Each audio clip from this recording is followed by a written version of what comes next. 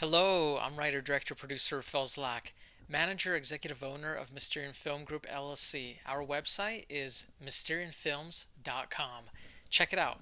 Thank you very much, Natalie, for this invitation to be part of the live stream, which is a great honor, and I'm so overwhelmed with gratitude and happiness that our film Rentaman was able to receive the Audience Choice Award 2022 in the Amsterdam Global Liftoff Film Festival, which grants filmmakers a great opportunity for showcasing their work of art. A huge thank you to everyone who supported our film. You made it happen, and I'm truly thankful. Thank you.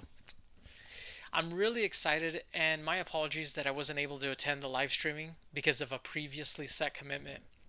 This gives me the added opportunity to sit down and streamline my thoughts, which, in light of the circumstances, I actually prefer. I'd like to say a big thank you also, Natalie, to you, Sharon, Sheila, and Ben, of course, for giving me the opportunity to enter my film this year as opposed to next. Thank you for selecting it for this year. It was serendipitous timing, and it's awesome.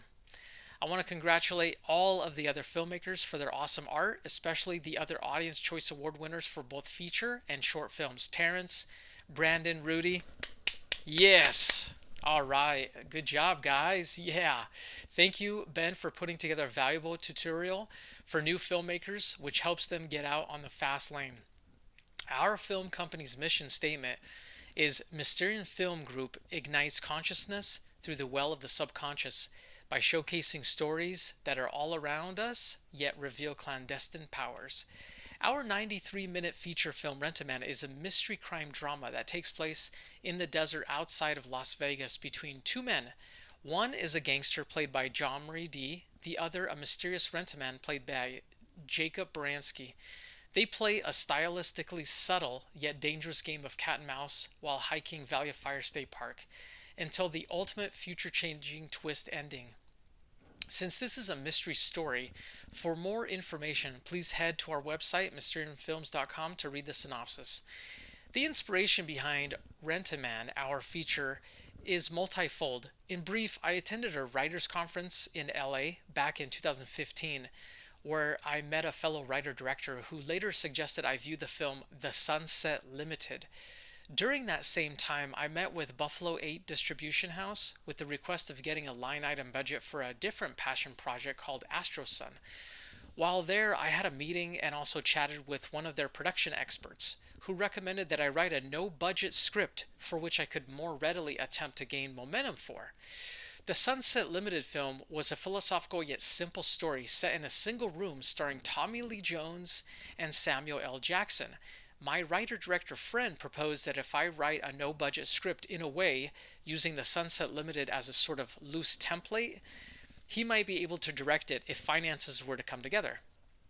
The concept has evolved to a screenplay titled The Ukrainian, but it's yet to get off the ground. So that's the first fold in our inspirational multi-folded cloth.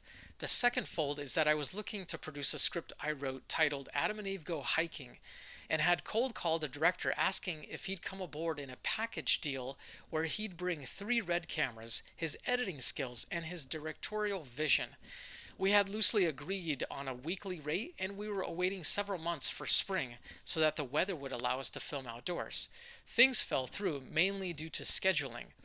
At this point, after struggling for several years trying to produce a few of my scripts, where I actually garnered the interest of 3 directors without solidifying financing, and before that, learning to screenwrite and create scripts on and off for almost 2 decades on spec, and even dabbling at UCLA, I really thought the gig was up.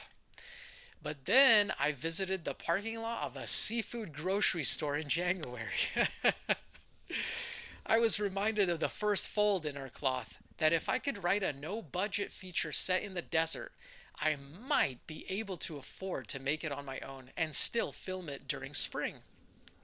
This was purely a flash of inspiration, without much planning behind it, other than I had briefly worked on a directorial prep of my script Adam and Eve Go Hiking with the substantial help of YouTube.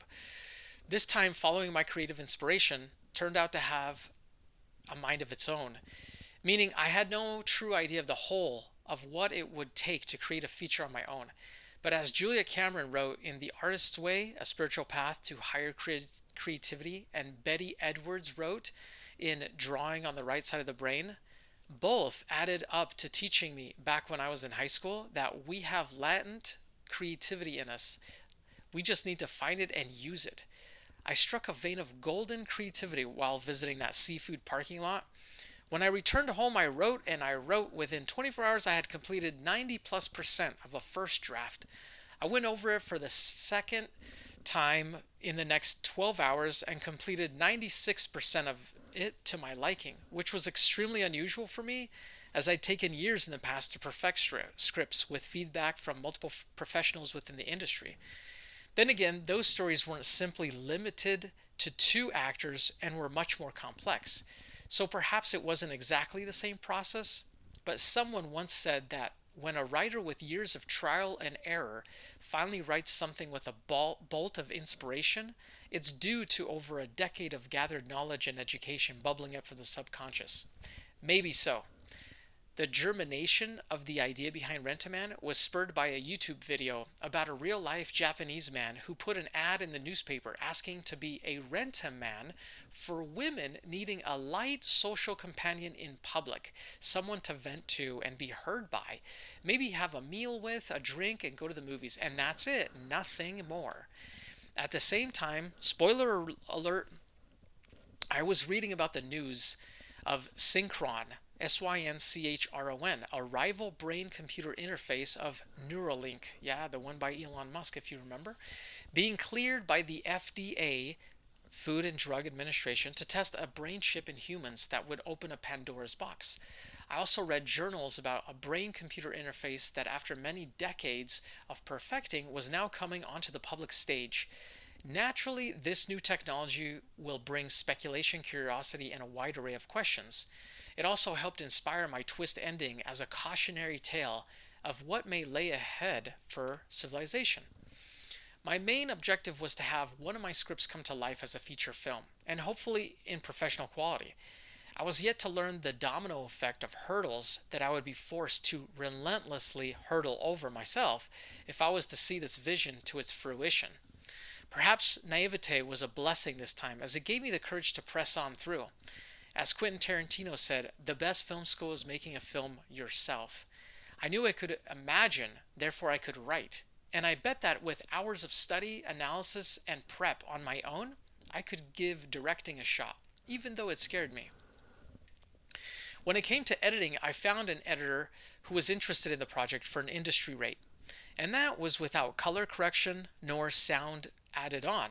Both of those would be extra, thousands extra.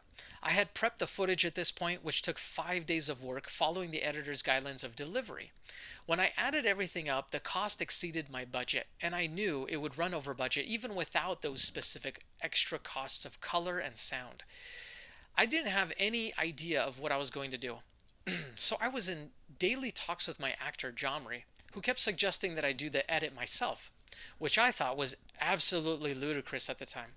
I had zero experience directing, zero experience with cinematography, except for having a recognized talent as a hobby photographer a couple decades earlier, and dabbled with basic YouTube video editing, which was merely merging clips together and not really what the nitty-gritty of editing is about. So I said, no way, are you crazy? Well, those phone calls continued, and Jomri was simultaneously encouraging me, which I'm grateful, extremely grateful for, and painting me into a corner, because I realized that if I didn't do the edit myself, there would be no film. I started researching computers, graphics cards, technical jargon. I started cold calling custom build shops and picking the brains and doing more research of this part of the folded cloth was the part that you wipe gravy and meat and potatoes off your chin with, because it's such an absolute mess. The learning curve was an absolute living nightmare. I stopped and asked myself, what have I gotten myself into? Then I called Jomri and asked him the same question. You know what he replied with? Well, if you buy a computer and do the edit yourself, you'll be able to edit the next film yourself and save on cost. First, I had to learn what I was doing, even the most basic level, and still attempt to deliver something of quality. Because I didn't want to just throw something together. I wanted it to feel like art, at least to me. learning how to prep as a director, then applying that knowledge to cinematography and attempting to make a film which has a visual aesthetic that will contribute toward the feeling of the film, that was no easy task, but I really believed maybe I could create some art. Learning to edit, that includes learning to manage the sound edit, which took the most time because of the wind being recorded outdoors. Also, learning to include music, sound effects, after effects, and creating a suspension of disbelief where the viewing audience is pulled into the story versus merely being a spectator was a great, great challenge. Editing was a very steep learning curve, and although at times the process literally felt like hell on earth, pardon the language, I'm relieved and unbelievably happy that I was able to solidify a finished product. Other than the story of Jesus being in the desert for 40 days and nights, I like to jokingly relate that this edit also took 40 consecutive days to complete, and it was definitely a trial. Probably the most painful, yet at the same time, the most satisfying part of the entire filmmaking process is being able to witness the edit come together in a way that it gels. I always tell people that even though I technically put in the work and did this edit, it doesn't feel like I did it on my own. Because at the time it felt like something helped me, whether we call it the universe, creative inspiration, ghosts, angels, I really don't know. But there's magic in the process that's unexplainable. Writers find the same to be true when they say they're in the zone and the writing flows out of them. After the edit, I had to learn about deliverables and gather everything that's required for a potential distributor, including taking the behind the scene photographs, designing them into a poster for the film, cataloging the music and images that I licensed, which is time consuming, creating a trailer that's enticing, taking an interest in English captions and foreign subtitles, all in order to keep the budget low. I had to pile on as much responsibility onto my own shoulders that I could possibly learn to manage in a relatively short time.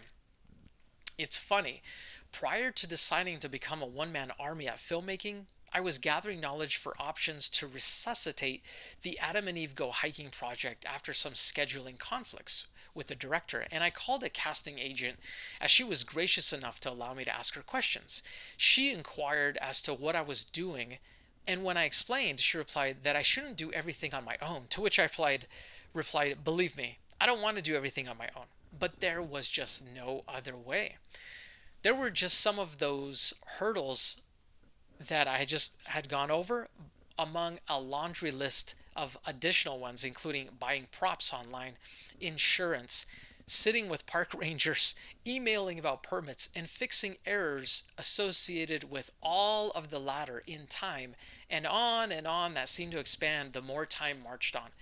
The process was that of driving in fog. You may drive slowly and get somewhere, but you're unsure as to where you're exactly at, as you think the end of the road is just ahead, and it's always turning out that there's surprisingly more road to cover. I had never attempted professional cinematography, so I was very concerned about the strong sunlight shooting outdoors. I learned a little from watching director Terrence Malick at work and delved into understanding what a natural perspective might be like, of course, all on YouTube.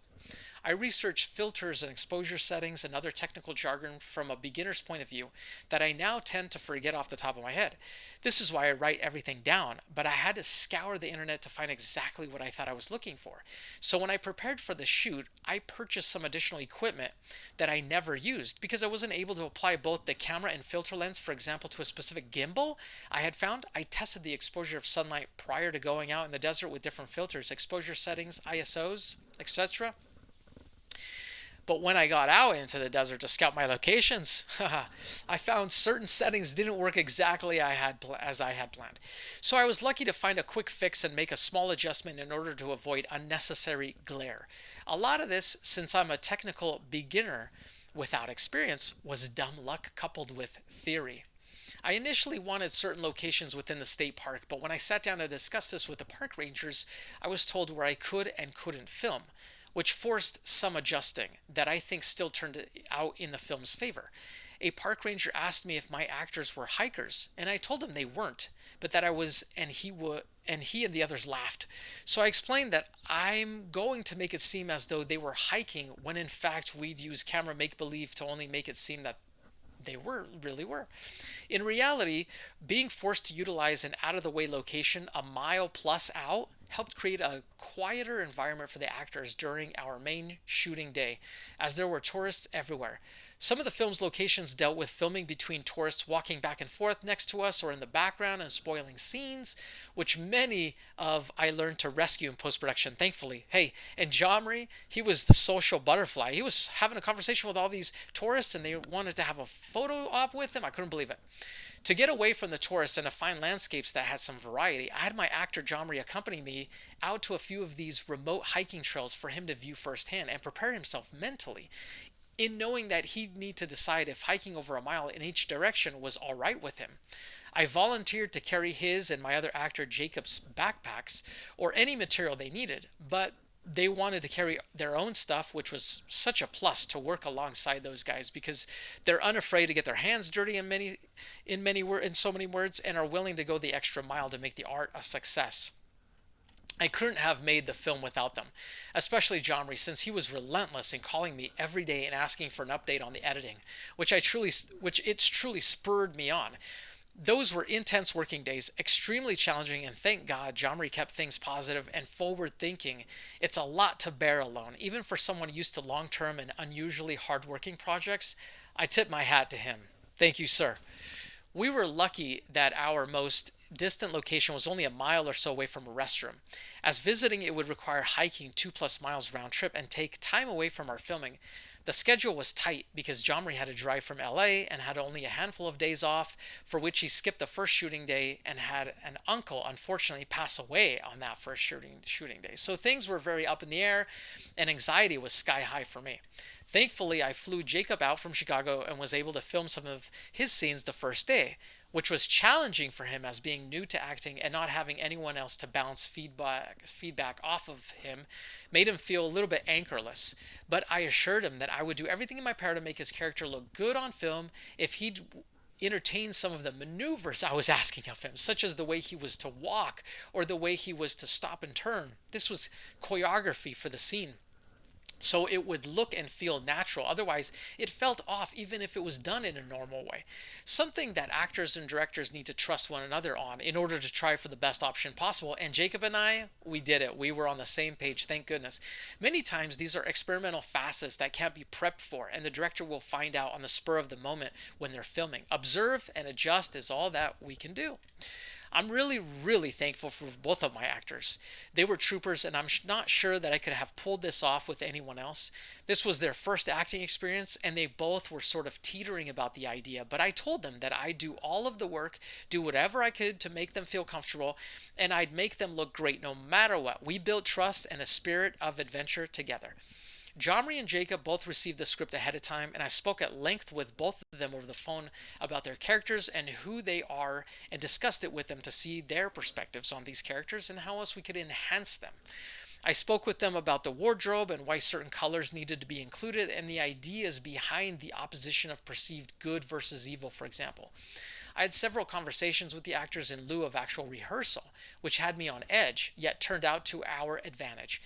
Jomri really loves to be in the moment as an actor, so for his character he believed it would be best to act as spontaneously as possible, and I think that the believability came across in his performance. I simultaneously was filming them with a camera, lifting up a tripod in one hand and keeping script continuity with the other while feeding them their lines and giving direction as to how to approach each scene. It was a circus for me, juggling things in my hands and topics in my mind. It's like you're really revving the engine, you know? Jomri really loves to be in the moment. And so what I like to do is I watched YouTube videos about directors speaking about their experience in the moment and what they were thinking about after they wrapped. And they all said that they had really strong emotional breakdowns. I couldn't understand why, until of course I was in the same position and it happened to me. Once everything is finished, that's when the dam really breaks. It's like you can finally feel the relief, you know? It's definitely an experience people need to have firsthand to truly relate to the pressure, details, and intensity of it all. And also realizing the attainment of a lifelong goal, which is amazing. Fortunately, Jomri was a past competitor of mine while working in Vegas promoting, hosting, and marketing nightclubs, parties, and restaurants. We got along well, and everyone knew everyone, so it was a friendly sales environment. True story, 5 minutes after finishing the script, I thought, who could I cast for this main part? Out of the blue, just then, Jomri called me to invite me to a mutual friend's birthday party. I was so excited to receive his call that I thought it couldn't just be coincidence, and I explained to him the story, character, and asked him right then if he'd ever wanted to be an actor. He replied by saying that in the past week he was contemplating trying to be in a TV commercial. After watching an ad for washing detergent with a middle-aged man, we both laughed, and I said this would be even better if he had an acting credit in a feature film that would give him a leg up in commercials. He asked questions about the story and character, and after about 20 minutes conversing, he made up his mind and said yes. The next thing I did was call Jacob in Chicago, who I've known since childhood. Although we've seen each other once in 30 years, 10 years prior, and rarely spoke, I talked to him in the past about the Adam and Eve Go hiking project over the phone, which he volunteered his services for if I needed to cast him. Thank you for that, by the way, Jacob. He had this aunt. Well, we kind of shared this non-blood related aunt who passed away recently, God rest her soul. And from time to time throughout the years, she'd reiterate that Jacob and I need to work together. And I guess she was right.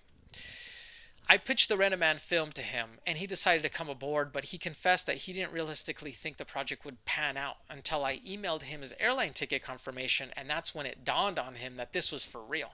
He kept me on the phone while hopping around town, trying on different suit jackets and sending me selfies to see what I thought about his wardrobe, which ended up being better than I had imagined. I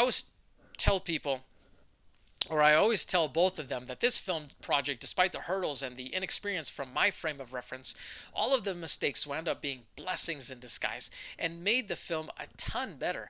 I personally think that with the limited resources, crew, and knowledge, the feature turned out head and shoulders better than it could have otherwise. The actors see it from their own perspectives, but they weren't privy to the prep and edit, which with a full understanding would shed light on how lucky this entire bucket list venture turned out. I'm happy with the film and very grateful for their help and hope people will enjoy it and see the ending as a cautionary tale. Lastly, there's more to this story that can be pieced together, at least from a director's point of view, which I picked up from listening to both Kubrick and David Lynch speak about their visions of which influenced this picture. Rent-A-Man is still on a film festival circuit. Perhaps it might be viewed somewhere, and if fortune smiles, be nominated and win an award down the foggy road. I'm actively speaking with distributors and channel platforms in hopes that after the circuit ends, TVOD, SVOD, and AVOD will all be options. The next feature project that I'm focusing on is titled Synthetic Kale, Jacob and Jomri. I'm looking to cast again, but this time there will be a female lead with the majority of female supporting actresses, God willing. The logline is, after the kidnapping of her ex-lover, a woman turns plainclothes detective on the cold case only to run into a serial killer working for an off-the-books organization.